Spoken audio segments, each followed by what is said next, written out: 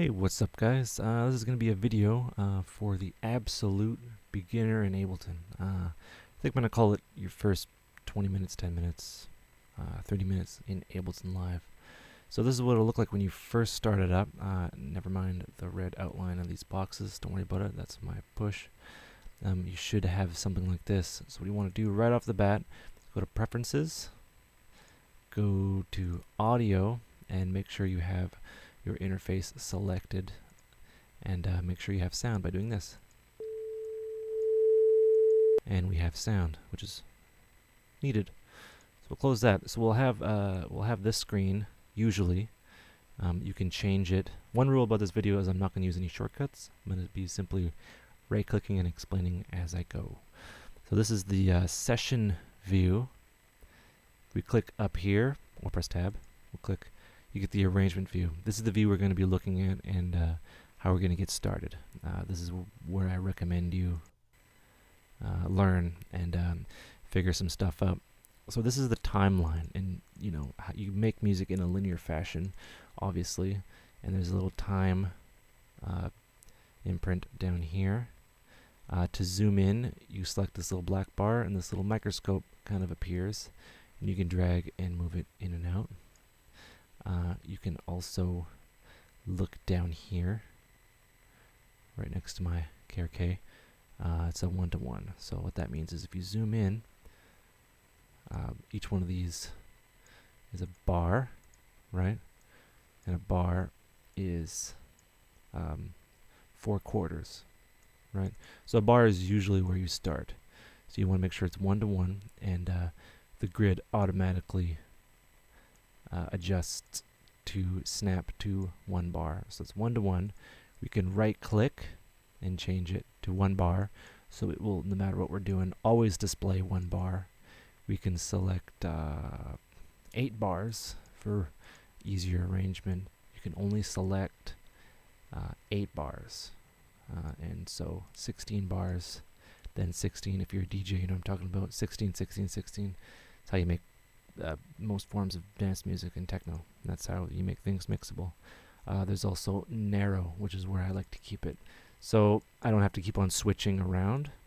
I know this is 1-to-1, and I can zoom in and look at each 16th. I don't have to adjust it. So what we'll do is we'll make sure it's at 1-to-1, or we'll just right click and select 1 bar, and then we'll select a part. It's blue, it's highlighted. We will right click, loop, right? So now we have a bar looping, and this is the starting point. This is where you should be focusing. You'll be building lots of fun loops. So with that being said, I will right click and go back to narrow. So it's this little loop selector. You can move it around, and you can also deactivate your loop by turning that on and off, right? So now the loop is activated. You will need, in my opinion, a sample pack. Now, there are plenty of ones out there, but I would recommend any kind of Vengeance sample pack because they include lots of sounds, one-shots, which are just one-shots, and that's all great. They also offer loops, and you'll be working with 3 things in your Ableton career: one-shots, loops, and MIDI, right? So one-shots and loops would be audio in this audio section here, and synths and MIDI will be in MIDI.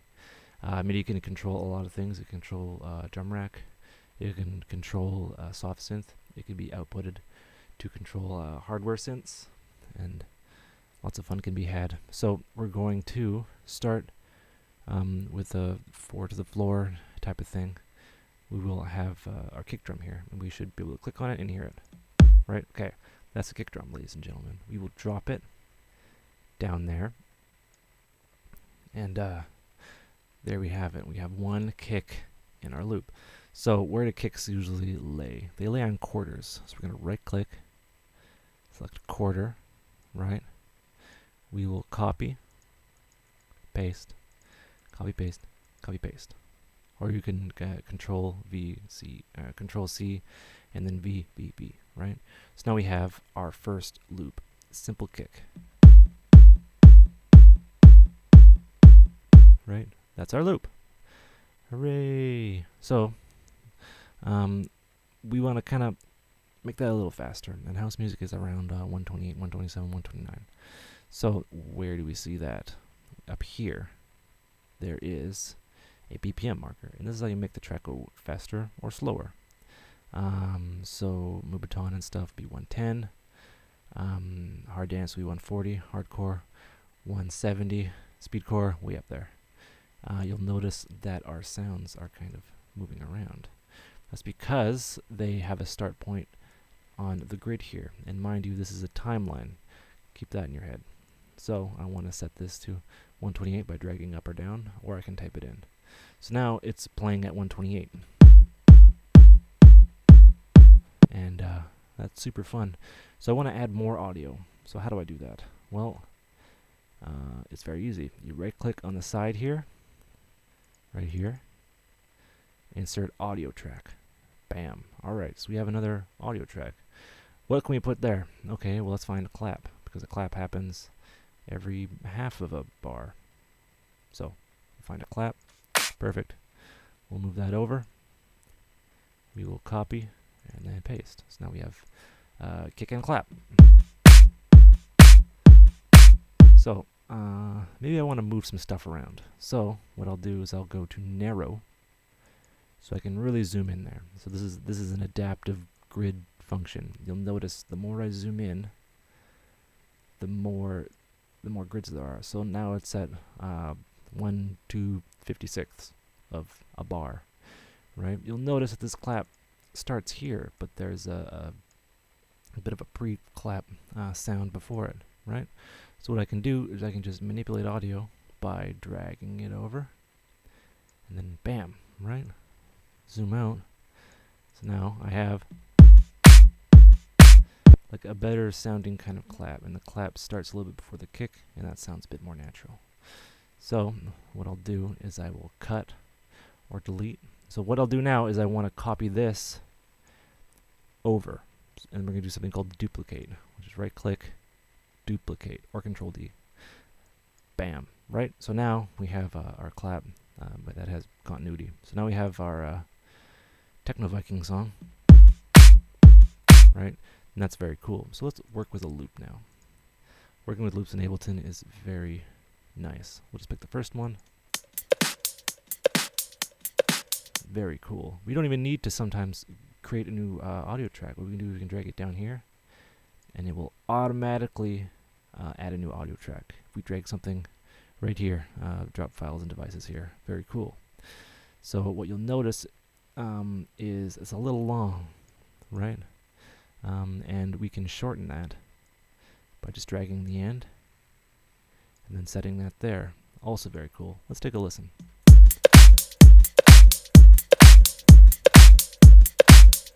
Right? One thing you'll notice is this loop already has a clap. So what I want to do is, that's not too good. You can have two claps going on at once. So what I can delete this track. I also muted by selecting mute, right? Or solo. So I muted everything by selecting solo. So we're just hearing that. So now what we can do is we can basically select that, cut or delete, preferably delete. We'll delete where that clap is so that other clap can come through. I'll do that here, delete. We can zoom in, and we see nothing there. Very good. Zoom in, nothing there. So now we should have excellent continuity in our track now. Let's check this out.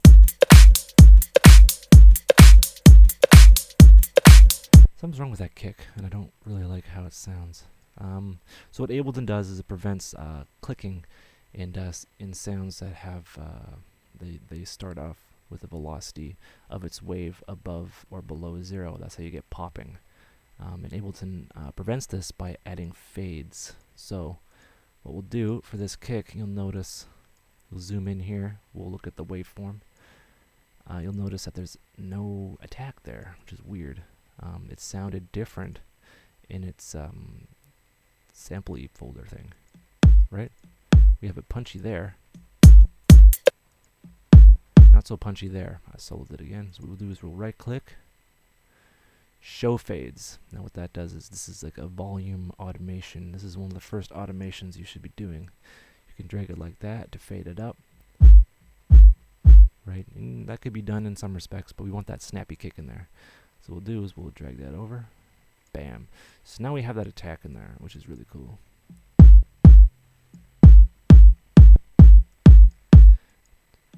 There we go. See the difference, or hear the difference? So what we'll do is we will copy, paste, paste, and paste. So we have that. That's pretty cool. So that's all well and good. Let's do something with something called MIDI. So this should already be here, but we can drop in our own MIDI track. Now MIDI is a protocol that's been around since before I was born, and it's basically data. So any kind of data, these pieces of gear in front of me, every button sends data either on or off, or a value between 1 and 127, I think. And it can do some really interesting things. And it's how synths kind of communicate to each other. The synth says, play a C note, a C's note, a middle. So C2 or 3 or whatever that is. And then it tells it, play that. And then it does. And then the MIDI says, don't play that anymore. And then it stops. So I'll show you what that does. So let's find our instruments. We'll find a bass cut. We'll just pick one. Right? Okay, we have that. So what we'll do is we'll go to our instruments, right? And we'll drop in something called a sampler. And this is a very simple sampler. It's what you'll be kind of working with. And we'll go back to our library. This is how you explore kind of Ableton. We'll take that and we'll drop the sample in there, right? Or what I should have done, we can take it and just drag it into an empty MIDI channel, and then it's there automatically. Now we have that. So right now we have to kind of arm it to do something. So what I'll do, we won't play anything. I've committed to only using my mouse to do this. We will select this whole area. And this is what turned me off when I first kind of got into Ableton. I'm like, where's the piano? There's no piano roll.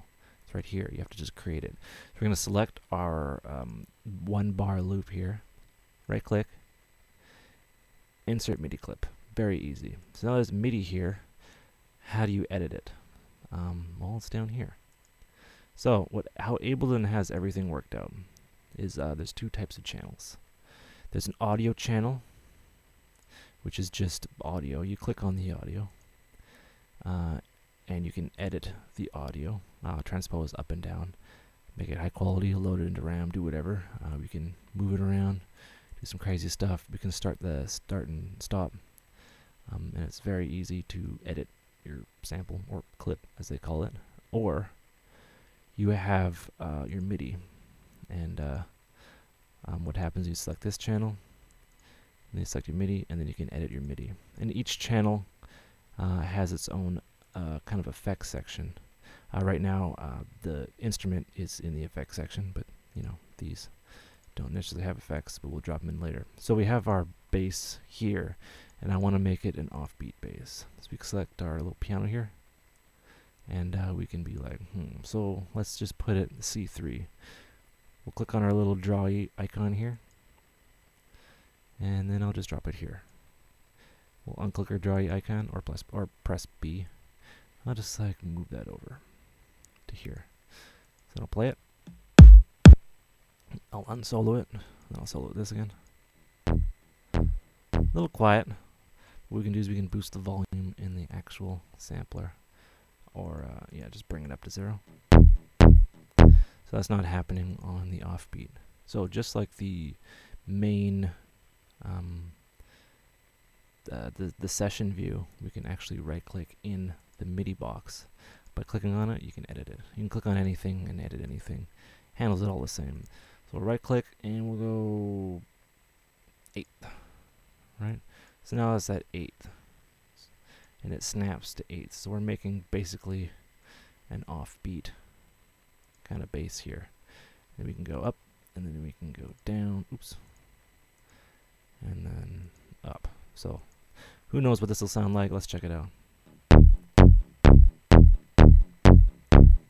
Different keys pitch the sample differently, right? Right. So maybe that bass has a little too much of a high component. So we're going to be using our very first effect. It's the most simple, very simple. We're 15 minutes in. Cool. We're going to drag in an auto filter, and this is a filter. This is like one of the first kind of effects you should be using. And it's a low pass, high pass, band pass, or band reject, right? So low pass, it'll sound like it's underwater. High pass is like a sweep, like what you hear in the club or something. And this sounds like a telephone. I'll give you an example. So the high pass, it kind of works like this, and this will be the first effect you'll use. It's an EQ, and it's very robust. So we'll just press this.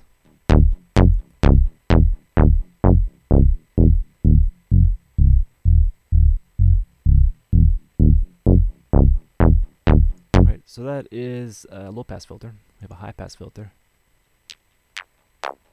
So what it's doing is it's called attenuation. So what it's doing is it's letting all the low end go through and attenuating the highs at the cutoff point.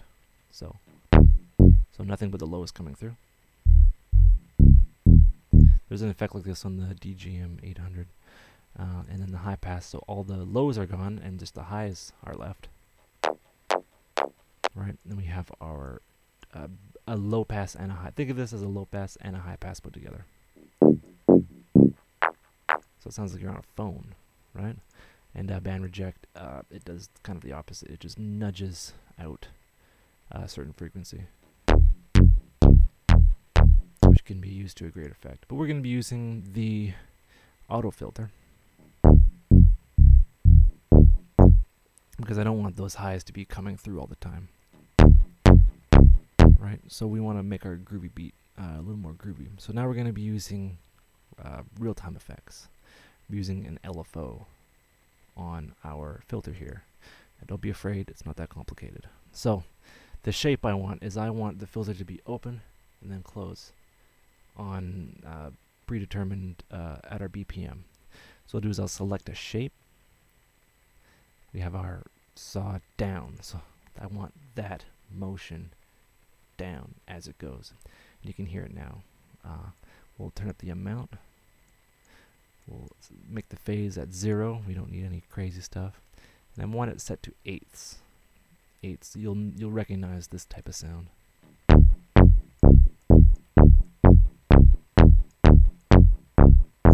So it's at the beginning of the sample, it's letting the filter be open, and then it closes.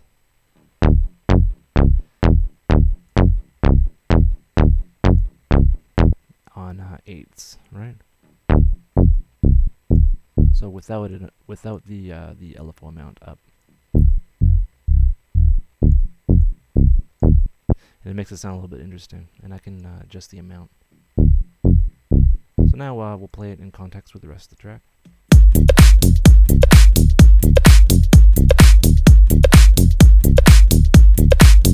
So we're going to get into a bit of organization. So how I like to have my tracks is I like to have the prominent parts, the low end, all the way up to the high end. So it's kind of like organizing it a little bit. So I have the kick, the low end, the bass, which is low end, and then the clap, and then hi-hats, and I have it low to high, and that's just basically how I, put it all together. So now we have some other things. Let's add a bit more sounds here. What are we missing? So I want an open hi-hat. So we will go into our Vengeance pack, and we'll go to Cymbals, and we'll go open hi-hat. That's why these sample packs are just essential for anyone starting out. So now we have an open hi-hat. It's a natural one, but I think we can make that work. Let's see here. I want to have it starting a little bit before. So what I'll do is I'll select it, go to this bottom guy where I am here. If you can see that right here. Hopefully you can. And then I'll move this over. Come on. Oh, it's doing that thing where it fades. So we'll go show fades. Move that over. I want that over there. Right. All right. So that's there. It's a little too loud, but what I'll do is I'll quickly duplicate. Cool. So now it's a little loud. So what I'll do is bring the volume down by this guy right here.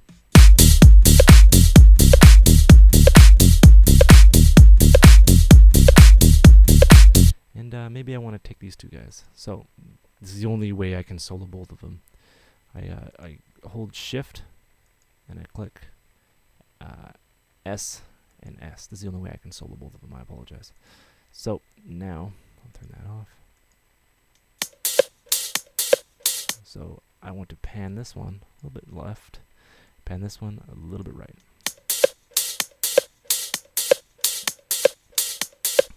Very cool.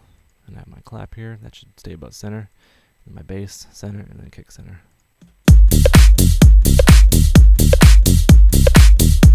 If we're going to the red in the master, it's simple just to bring the volume down.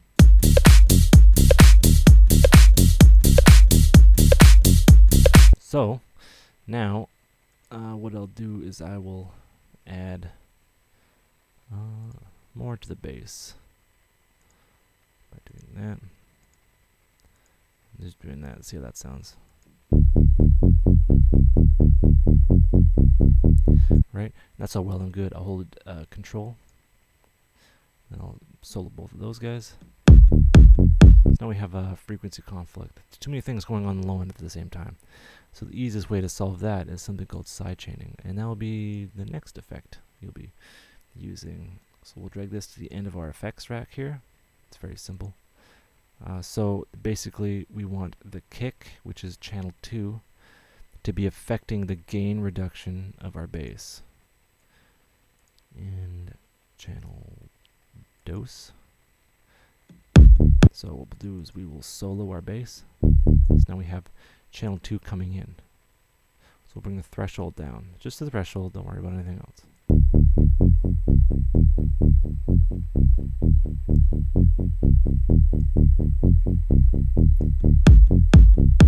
That totally sounds a lot better. So we can press these little yellow bars to solo things in and out. And now I'm thinking that clap sounds kind of meh. So what we'll do is we'll add reverb, which kind of puts it into its space. Don't worry about anything else. Just worry about wet dry.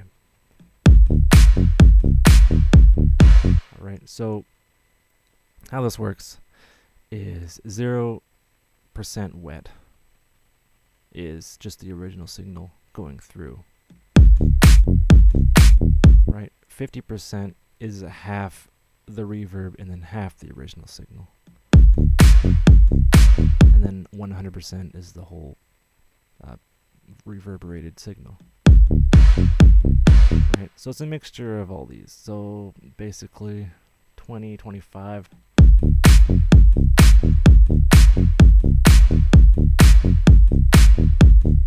Right, it's about right. So we have our kick or our loop here. Right, could be a little too much going on there. I want it to be in context with the rest of the track. So what I'll do is I will copy our compressor and bring it down to here to give this guy a little bit of bounce. And maybe bring the threshold back up.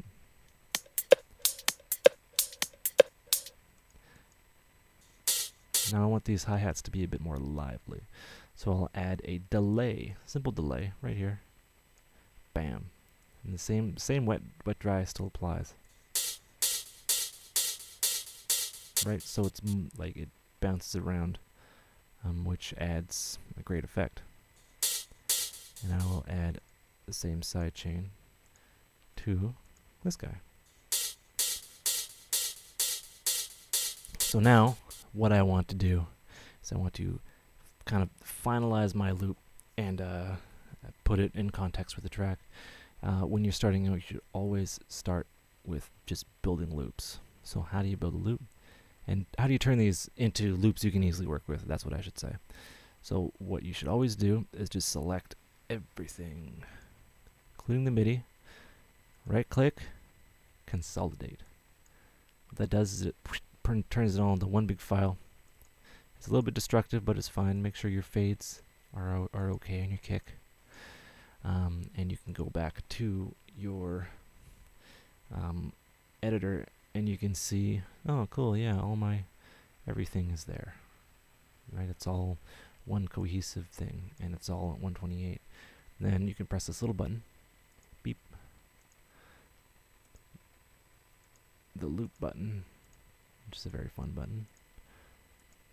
You can select everything. Now what's the next step here? Zooming out, selecting 8 bars, so I'll move this here. We'll select everything, right? So we'll move this to 8. Move it over here actually. Move it, that's 8, 16. So now you have a 16 bar loop, and that is the basis for all your tracks. Techno style, you know, and that's where you want to end up as like while you're learning. But first, just work on loops. Don't worry about, okay, well, I gotta start up a track, I need a kick.